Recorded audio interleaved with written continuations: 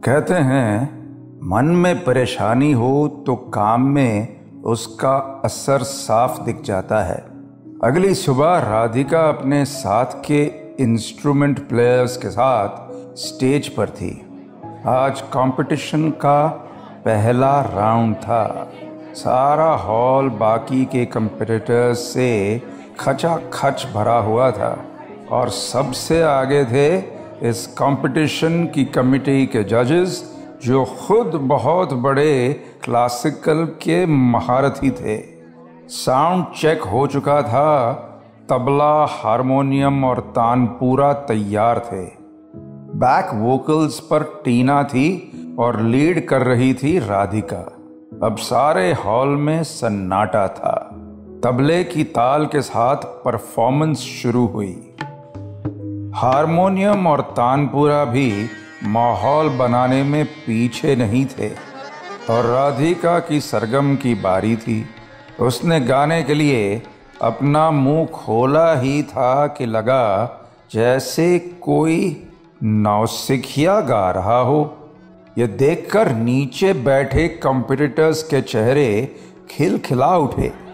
राधिका, जो कि बचपन से ही क्लासिकल सीख रही थी, आज एक सुर भी नहीं पकड़ पा रही थी।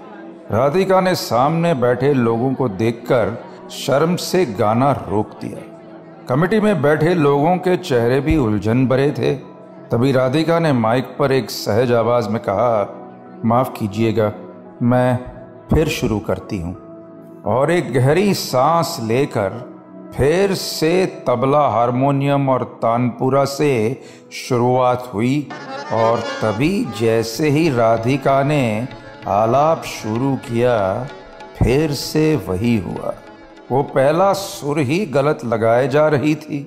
नीचे बैठे लोग अब अपनी हंसी तक नहीं रोक पाए और पूरा हॉल हंसी और ठहाके से गूंज उठा। ये देखकर राधिका की आंखें शर्म से झुक गई, लेकिन एक उलझन भी थी जो उसके मन में घर किए बैठी थी। आखिर ऐसा हो क्यों रहा था? राधिका के साथ बैठे बाकी लोग भी उसे ऐसे घूर रहे थे जैसे कोई गुनाह कर दिया हो उसने। तभी सामने बैठे एक जज ने थोड़ा हंसते हुए कहा, रियाज के नाम पर बस लखनऊ ही घुमा है तुमने। ये सुनकर एक बार फिर हंसी पूरे हॉल में गूंज रही थी। अब राधिका अपनी जगह से खड़ी हो चुकी थी। उसकी आंखों में नमी और हाथ पैरों में कपकपाहट थी। उस जज ने एक बार फिर कहा, देखिए, ये पहला राउंड है, इसलिए हम किसी को बाहर नहीं कर रहे, वरना शास्त्रीय संगीत एक गंभीर विद्या है। अगर अगली बार इसका मजाक उड़ाने आप लोग मंच पर चढ़े तो सीधे बाहर कर दिए जाओगे, समझे? हॉस्टल के रूम में बैठे हुए राधिका के कानों में उस जज की वो आवाज कांटों की तरह चुभ रही थी। उसकी आंखों से आंसू बंद ही नहीं हो रहे थे और सबसे बड़ी परेशानी थी कि राधिका की वजह से उसके दोस्तों को भी इस कंपटीशन में खतरा हो गया था। वो जानती थी कि आज जो कुछ हुआ था उसका लेना देना उन सब से है जो राधिका के साथ लखनऊ आने के बाद शुरू हुआ था, और अब किसी भी हालत में उसे इस चीज से छुटकारा पाना था। राधिका इस वक्त संकेत के ऑफिस में बैठी थी। आज कंपटीशन में जो कुछ भी हुआ वो बताते हुए राधिका का गला भर रहा था। उसने बात को ख़त्म करते हुए कहा, पता नहीं सर क्या हो रहा है मेरे साथ, मगर आज तक कभी ऐसा नहीं हुआ कि स्टेज पर मुझसे गाया नहीं गया हो। ये सुनकर संकेत ने उसे समझाते हुए कहा, this is nothing but an anxiety attack Radhika. तुम्हारे दिमाग में फ़िलहाल बहुत कुछ चल रहा है और टेंशन की वजह से तुम्हारे काम पर असर पड़ रहा है। इस पर राधिका ने एक घबराई हुई आवाज में कहा, प्लीज सर, आप कुछ कीजिए, I have a lot at stake. ये सुनकर संकेत ने थोड़ा सोचते हुए कहा, मुझे लगता है कि हमें एक हिप्नोसिस सेशन शुरू कर देना चाहिए। कई बार उससे लोगों को कुछ देर की शांति भी मिलती है, मन हल्का भी होता है, और शायद जब तक तुम्हारा कंपटीशन ख़त्म नहीं हो जाता तुम्हारा कॉन्फिडेंस तो वापस आ ही सकता है। So what do you think? Let's start. Radhika इस वक्त एक अंधेरे कमरे में एक सोफे पे लेटी थी। उस कमरे में रोशनी का बस एकमात्र जरिया था। राधिका के ऊपर लटकता वो छोटा सा बल्ब, जिसकी नीली रोशनी में सिर्फ कुछ ही हिस्सा दिख पा रहा था। वहीं संकेत आसपास घूमते हुए कह रहा था, राधिका, अब जो मैं कह रहा हूं वो ध्यान से सुनो। हमें नहीं पता कि तुम्हारे दिमाग के उस हिस्से में कौन या फिर क्या हमारा इंतज़ार कर रहा है, इसलिए मैं जैसे तुम्हें गाइड करूं तुम बस वैसे वैसे करते जाना। और हाँ, अपनी सांसों पर कंट्रोल बनाए रखना। वही एक चीज़ है जो तुम्हें वापस बुलाने के लिए ज़रूरी है। ये सुनकर राधिका घबराई हुई तो थी ही, मगर उसने बस हामी में अपना सर हिला दिया। इतना करते ही पास रखे मेट्रोनोम को संकेत ने शुरू कर दिया।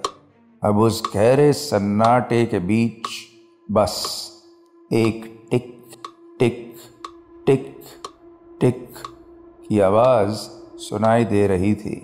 संकेत ने एक धीमी सी आवाज में कहा, राधिका, अपनी आंखें बंद करो और ध्यान से इस मेट्रोनोम की आवाज को सुनो। राधिका ने वैसा ही किया। संकेत ने फिर उसी धीमी आवाज में फुसफुसाते हुए कहा, तुम अब सो रही हो राधिका, तुम्हें नींद आ रही है। बाहर की इस दुनिया से तुम्हारा कोई रिश्ता नहीं है। तुम बस अपने दिमाग में रहती हो। जाओ, अंदर जाओ। इतना कहना ही हुआ था कि राधिका जैसे एक अंधेरे कुएं में एक पंख की तरह हल्के हल्के गिरी जा रही थी। वो खुद को अपने सामने देख पा रही थी और संकेत की आवाज साफ साफ सुनाई दे रही थी उसे। कि तभी संकेत ने कहा, क्या दिख रहा है तुम्हें राधिका? राधिका ने एक धीमी सी आवाज में कहा, मैं खुद को देख रही हूँ और बाकी सब जगह अंधेरा ही अंधेरा है। इस पर संकेत ने कहा, कोशिश करो, रोशनी को ढूंढो राधिका। ये सुनकर उस गिरती हुई राधिका ने अपनी नजरें इधर उधर दौड़ानी शुरू कर दी कि तभी सामने उसे एक दीपक जलता हुआ दिखा। संकेत ने पूछा, कुछ दिखाई दे रहा है? इस पर राधिका ने हामी भरते हुए कहा, रोशनी है। संकेत ने कहा, जाओ, उस रोशनी के पास जाओ। इतना कहना ही था कि राधिका हवा में उड़ती हुई उस रोशनी के करीब जाने लगी। आगे बढ़ते हुए वो रोशनी एक दरवाजे में बदल गई, जैसे ये सब उसका दिमाग खुद बना रहा था। संकेत ने फिर पूछा, कुछ मिला? राधिका ने कहा, हाँ, एक दरवाज़ा है। संकेत ने कहा, अंदर जाओ राधिका। राधिका ने धीमे से वो दरवाज़ा खोला ही था कि एक तेज रोशनी से उसकी आंखें चौंधिया गई और वो चलती हुई उस रोशनी के पार चली गई। आगे जाते ही राधिका एक गलियारे में चल रही थी। आसपास देखते हुए लग रहा था जैसे वो पहले आ चुकी है वहां। कि तभी एक छोटा सा बच्चा हाथ में गुड़िया लिए उसके पास से दौड़ता हुआ चला गया। वो बच्चा खिलखिला रहा था। राधिका कुछ कर पाती उसके पहले ही एक औरत, शायद उसकी माँ, राधिका के बगल से हंसते हुए गुजरी, जैसे अपने बच्चे के साथ खेल रही हो। राधिका के चेहरे पर मुस्कान थी और संकेत वो मुस्कान देखते हुए बोला, क्या दिख रहा है तुम्हें राधिका? राधिका ने मुस्कुराते हुए कहा, बच्चा माँ के साथ खेल रहा है। कि तभी वो बच्चा सामने से धुआं हो गया और वो औरत उसे ढूंढते हुए पागलों की तरह चीख चीख कर रो रही थी। उसे देखकर अचानक राधिका की आंखों में भी आंसू आ गए। उसे रोता देख संकेत ने कहा, क्या हुआ? राधिका ने भरे हुए गले के साथ कहा, मेरा बच्चा कहाँ गया? इतना कहते ही वो औरत राधिका की तरफ मुड़ गई और भागती हुई उसके तरफ आने लगी। राधिका के चेहरे पर घबराहट थी कि एक सफेद रोशनी ने राधिका को घेर लिया। उसका बदन अब जलने लगा था। लग रहा था जैसे किसी जलती हुई भट्टी में राधिका अंदर बैठी हो। राधिका तड़प रही थी। ये देखकर संकेत के चेहरे पर घबराहट आने लगी। उसने राधिका के सर पर हाथ फेरते हुए कहा, राधिका वापस आओ, उस दरवाजे को ढूंढो। मगर राधिका को कुछ भी दिखाई नहीं दे रहा था। वो सिर्फ जलती जा रही थी। उसके कांपते शरीर को देखकर संकेत समझ चुका था कि राधिका अपने सबकॉन्शियस माइंड में फंस चुकी है। संकेत ने तुरंत एक नींद का इंजेक्शन निकाला जो उसने इमरजेंसी के लिए रखा था और बुरी तरह कांपती हुई राधिका को वो इंजेक्शन दे दिया। राधिका का शरीर अब ढीला पड़ने लगा, जैसे एक गहरी नींद उसका इंतजार कर रही हो।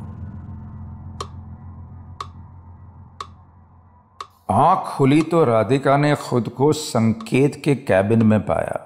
उसने उठते ही अपने हाथ पैरों को देखा। उसके चेहरे पर उलझन अब भी डेरा जमाए थी। उसे ऐसा करता देख संकेत ने कहा, डोंट वरी, तुम्हें जो भी महसूस हो रहा था वो बस तुम्हारे दिमाग ने क्रिएट किया था। ये सुनकर एक घबराई हुई आवाज में राधिका ने कहा, सर ये वो सब क्या था? वो औरत, वो बच्चा? इस पर संकेत ने अपना चश्मा उतारते हुए कहा, तुम्हारे साथ कुछ तो हुआ था राधिका, जो अब भी तुम्हारी मेमोरीज में जिंदा है। ये सुनकर राधिका ने नासमझी में सर हिला दिया। संकेत ने थोड़ा सोचते हुए कहा, देखो, अभी मैं कुछ दवा नहीं करना चाहता क्योंकि अभी मैं पूरी तरह श्योर नहीं हूं। कुछ सेशंस और करते हैं जब तक कि हमें तुम्हारे दिमाग का एक नक्शा नहीं मिल जाता। ये सुनकर राधिका की उलझन और बड़ी ही थी, कम नहीं हुई। उसने उठते हुए झिझक के साथ पूछा, मैं ठीक तो हो जाऊंगी ना? ये सुनकर संकेत एक पल को खामोश हो गया। उसने थोड़ा समझाते हुए कहा, देखो, मनोविज्ञान की यही परेशानी है कि बीमारी आंखों से नहीं दिखती। हर केस एक दूसरे से बहुत अलग होता है और उसे ठीक करने का तरीका भी। मैं तुम्हें झूठी तसल्ली नहीं देना चाहता। पहले मुझे ठीक से समझना होगा what we are dealing with here. तब तक तुम थोड़ा आराम करने की कोशिश करो और अपने कंपटीशन पर ध्यान दो। ये सुनकर राधिका बस चुपचाप वहां से चली गई। इस वक्त राधिका अपने हॉस्टल रूम में बैठी थी। टीना को आज क्लिनिक की सारी बातें बताने के बाद भी उसके मन का बोझ हल्का नहीं हुआ था और टीना को भी राधिका की परेशानी साफ दिखाई दे रही थी। उसने थोड़ा सोचते हुए कहा, तू अपनी मम्मी से क्यों बात नहीं करती इस बारे में? वो शायद कुछ कर पाए। ये सुनकर राधिका ने खींच के साथ कहा, मम्मी सीधे पापा को बोल देगी और वो मुझे वापस बुला लेंगे। बड़ी मुश्किल से तो आई हूँ मैं यहाँ, और तू भी। ये सुनकर टीना ने उसे समझाते हुए कहा, देख राधिका, आज कंपटीशन में जो हुआ, मैं उसके लिए तुझे ब्लेम नहीं कर रही हूँ, पर देख, मम्मी पापा हमारी बात समझते हैं। शायद उनके साथ शेयर करने से तेरी टेंशन भी ख़त्म हो जाए। हो सकता है वो तेरे यहाँ रुकने के लिए भी मान जाए। ये सुनकर राधिका के मन में कोई तसल्ली नहीं हुई थी। वो अपने पापा को जानती थी, मगर इस वक्त और कोई था भी नहीं जो उसकी बात समझ सकता था। चांद का टुकड़ा। दोपहर का वक्त था और सुरभि अपने घर के लिविंग रूम में बैठी टीवी देख रही थी कि तभी दरवाजा खुलने की आवाज से उसका ध्यान टूटा। संकेत अभी अभी घर में घुसा था। उसे इस वक्त यहां देखकर सुरभि ने एक फिक्र भरी आवाज में कहा, आज तुम जल्दी घर आ गए, तबीयत तो ठीक है ना? संकेत ने अपनी टाई ढीली करते हुए कहा, हाँ वो बस। वो इतना ही कह पाया और सामने सोफे पर बैठ गया। उसके चेहरे की उलझन सुरभि पढ़ सकती थी। उसने फिर एक धीमी आवाज में कहा, क्या हुआ? तुम ठीक नहीं लग रहे हो संकेत। ये सुनकर संकेत ने एक धीमी सी आवाज में कहा, वो लड़की राधिका वो सच कह रही थी। There is something that even I can't figure out. ये सुनकर सुरभि ने कहा, I am surprised. पहले तो मैंने किसी केस के लिए तुम्हारे मुंह से ऐसा नहीं सुना। इस पर संकेत ने गहरी सांस लेते हुए कहा, I know, अभी तक मुझे सिर्फ इतना पता है कि उसकी तकलीफ दिमाग में तो है, मगर उस प्रॉब्लम का ओरिजिन कुछ और है। ये बात सुरभि को ठीक से समझ नहीं आई, मगर इस वक्त वो आगे पूछना भी नहीं चाहती थी।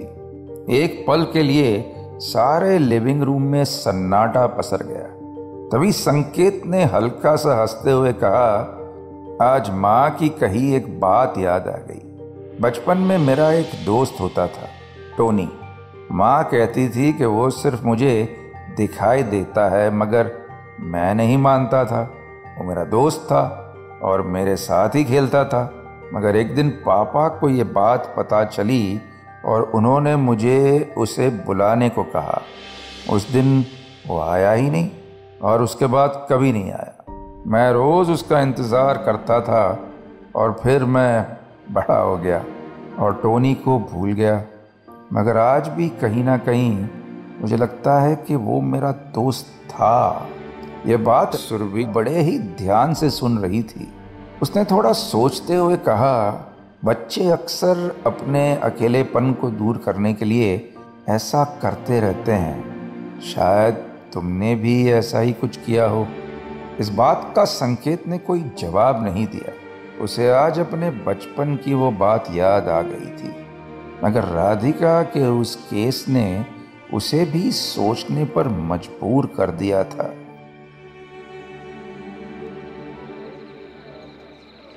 रात हो चुकी थी।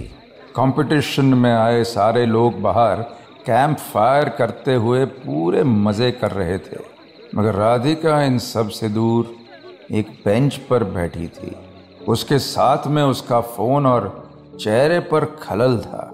वो बार बार खुद को मना रही थी कि शायद उसके मम्मी पापा उसकी बात समझ पाए।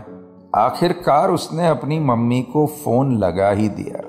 रिंग जा रही थी और राधिका के मन में घबराहट बढ़ती जा रही थी कि तभी फोन उठा और दूसरी तरफ से आई आवाज ने राधिका की उम्मीद पर पानी फेर दिया। हाँ राधिका, यह आवाज उसके पापा की थी, मगर राधिका ने बड़ी मुश्किल से खुद को तैयार किया था। आज अपनी बात कहे बिना वो नहीं रह सकती थी।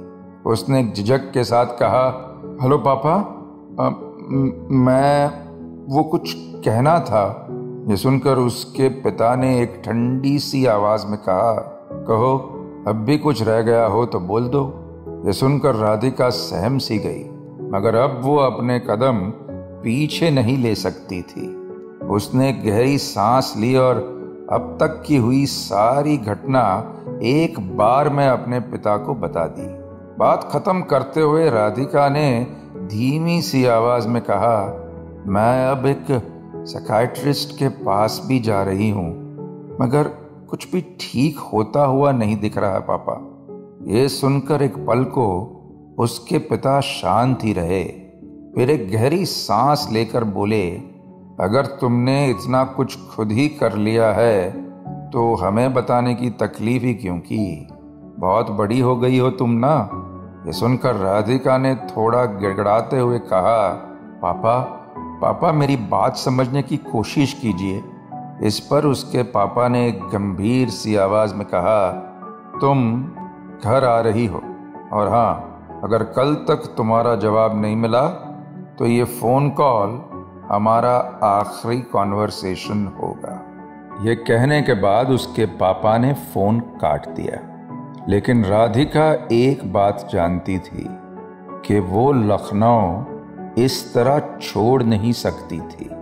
उसे जानना था कि आखिर वो आवाज़ें क्या थी, वो क्या था जो वो जानकर भी नहीं जान पा रही थी, वो क्या था जो उसने हिप्नोसिस सेशन में देखा था। ये सब जाने बगैर वो कहीं नहीं जाने वाली थी। आगे क्या होगा जानने के लिए tune into the audio film project with director Vikram Bhatt, Monday to Saturday रात 9 बजे। साथ ही से सुनिए रेड एफएम इंडिया और सभी लीडिंग पॉडकास्ट ऐप्स पर। रेड एफएम पर जाते रहो।